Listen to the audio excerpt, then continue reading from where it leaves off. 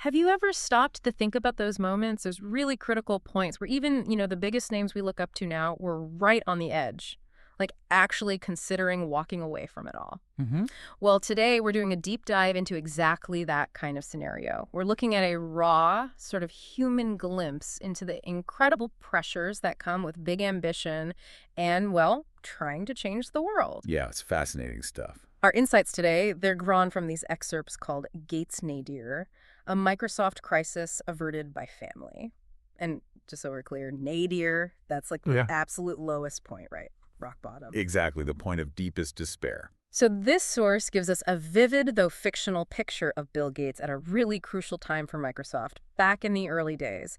The stakes were just unbelievably high, not just for him, but you could argue for the whole future of personal computing. And what's really compelling here, I think, is that while it is presented as, a fictional take on Bill Gates' personal struggles, Right. it's explicitly inspired by real Microsoft growth pains from the 1980s. So it's not just pulled out of thin air. Okay. It gives us this powerful way to look at these universal themes: leadership under extreme pressure, what real perseverance looks like, and maybe something we don't talk about enough. How much personal support matters when you're facing a professional crisis. It lets us kind of feel those foundational pressures. Even for the legends back in those chaotic early years. Exactly. So our mission today is to really unpack the drama of this crisis. Mhm. We want to explore the emotional side, the professional stakes involved, and then this is key, pull out those timeless lessons about resilience, maybe even strategic retreat, and how you find strength when it feels like everything is just collapsing. Yeah. This isn't just about retelling a story. It's more about understanding the mechanics behind high-stakes decisions and personal strength. Okay, let's unpack this. Let's do it. So to really feel the weight of this, you need to picture it. 1986. Hmm? Imagine Bill Gates, still pretty young, leading this rapidly growing Yeah, Microsoft. explosive growth. On one hand, they're riding this wave, but on the other, the whole thing feels incredibly fragile. Microsoft's right on the verge of this huge breakthrough with Windows 1.0. A game changer, potentially. Right, supposed to redefine how people use computers. But behind the scenes, things are shaky. It's this moment filled with massive potential, but also like company-ending risk. Absolutely. High stakes. And the core problem, according to our source, is this critical software bug. Mm. It's threatening to completely derail the Windows 1.0 launch. Mm.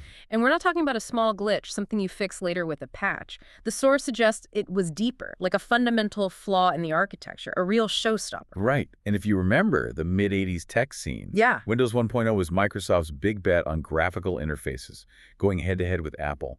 So this bug wasn't just bad code. No. It was potentially the collapse of their entire strategy. Yeah. Years of work, investment, their stake in this whole new way of computing potentially down the drain. Wow. But it wasn't just the technical problem, as huge as that was.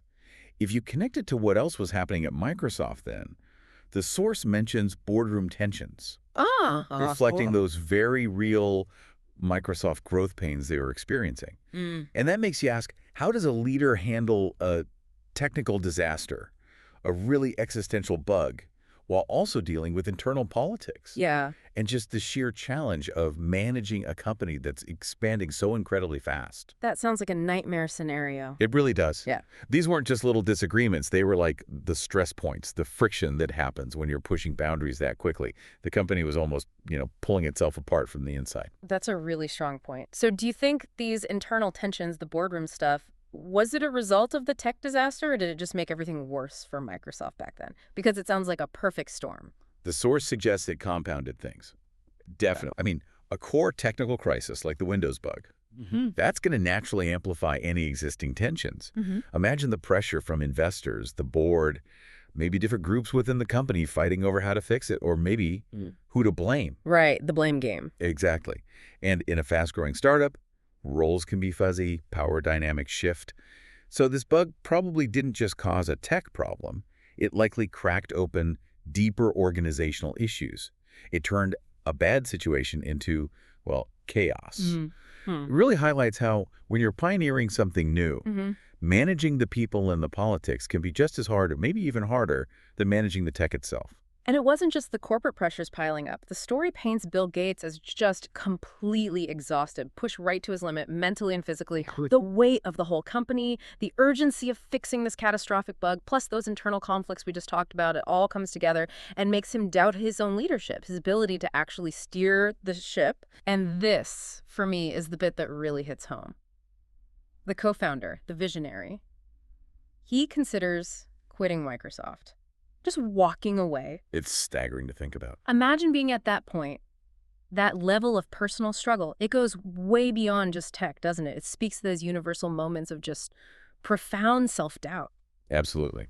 So he's overwhelmed, thinking about leaving everything he'd built. And the story says he retreats. He goes back to his childhood home in Seattle, away from the pressure cooker. Right. A deliberate step back. It's not just a vacation. It's described as this key geographical and emotional shift. A really pivotal moment in the struggle. He needed to get away from the immediate chaos, to find some clarity. And that retreat, going back to his roots, sets up this crucial interaction, a fictional heart-to-heart with his father, Bill Sr. Yeah. And it's not just a casual chat. The source portrays it as this deeply guiding moment, something that helps Bill reconnect with his core purpose. It's interesting, isn't it, how even for the most forward-looking innovators, sometimes the best answers come from looking back to your roots, to trusted people, to your fundamental values. It's like finding an anchor when your internal compass is just spinning like crazy. And during that conversation, that really personal, pivotal talk, his father shares this powerful family story. The grandfather. Right. He talks about his own grandfather recovering from a failed business, something that could have totally crushed him. Yeah. And this story, it acts like this echo of resilience from the past. It shows that setbacks, even ones that feel world-ending, aren't always the end of the story. A powerful reminder. Yeah, it's a reminder that what looks like total failure might just be a detour. A painful one, sure, but something you can navigate towards trying again. It gives him this concrete family example that failure doesn't have to be final. Which makes you wonder, doesn't it? How often do our own personal histories, our family stories, maybe even just broader stories from our past, hold unexpected wisdom or strength for us when we're in a crisis? That's a great question. The source really emphasizes how this connection to his roots and that specific story of perseverance helps Bill rediscover his purpose. What's fascinating is how lessons from generations ago, things that might seem totally irrelevant, can actually offer profound guidance. It can shift your whole perspective from despair back towards determination. Right. It's a strong reminder that our personal heritage, which we often ignore in the daily grind, can be this vital source of strength and perspective. It's not just about what you know technically. Yeah. It's about where you come from and the resilience that's maybe baked into your family's story. That's a really important distinction. So it's not just about toughing it out, is it? It's more like strategic retreat and reflection, like Bill does here. He doesn't just double down, he steps back first. Precisely. I think the insight is that sometimes real perseverance isn't about just blindly pushing through. It's about reevaluating why you're pushing, based on a renewed sense of purpose. Yeah. It's about stepping back, finding your true north in this story, through family and history, and then moving forward again, but with new clarity, a deeper understanding of your why. That's a very different kind of strength than just gritting your teeth.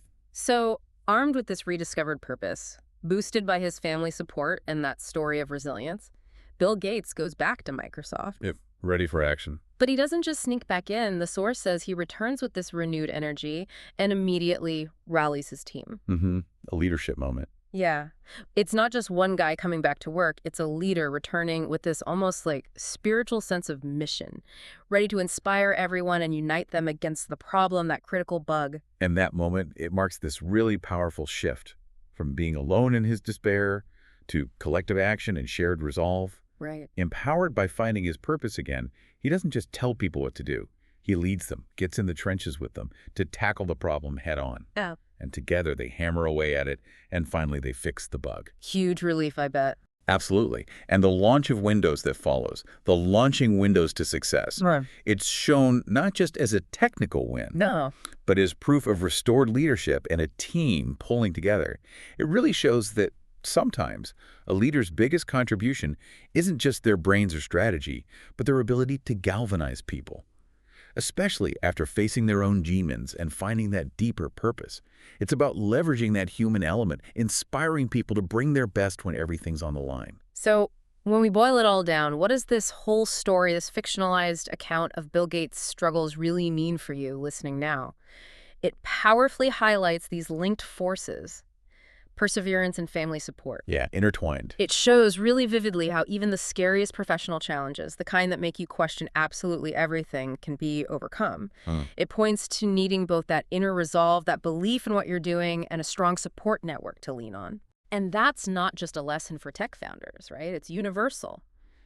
Any field, any big personal project where you're pushing limits or facing what feels like impossible odds. And the story ends with this really poignant detail. Bill writes a letter to his future self about never giving up. Oh, wow. Yeah.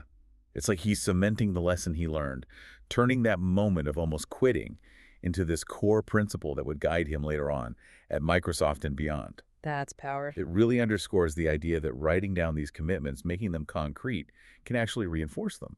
It's like mentoring yourself, using the wisdom you gain from a tough time to prepare for future challenges. It suggests our biggest growth moments often come from facing our lowest points and then making that conscious choice to keep going. So what this deep dive into Gates Nadir really brings home for you is that these moments of deep crisis, intense self-doubt, they're not unique. Even legends like Bill Gates go through them. The story shows that success is almost never a straight line. Usually it involves twists, turns, stepping back, finding strength in unexpected places like family history or just quiet reflection, and then recommitting with a clearer purpose to never give up. It's a powerful thought. Behind almost every huge success story we see, there might have been that moment where the person nearly walked away and then chose not to, chose to push forward against the odds.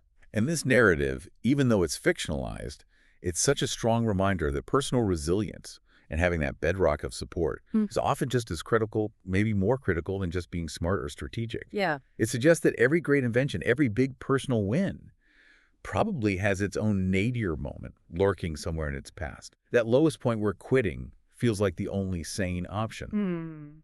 And that kind of leads to a question for you to think about. When you face your own critical bugs, your own tough choices, where do you turn for inspiration? What are your sources of resilience?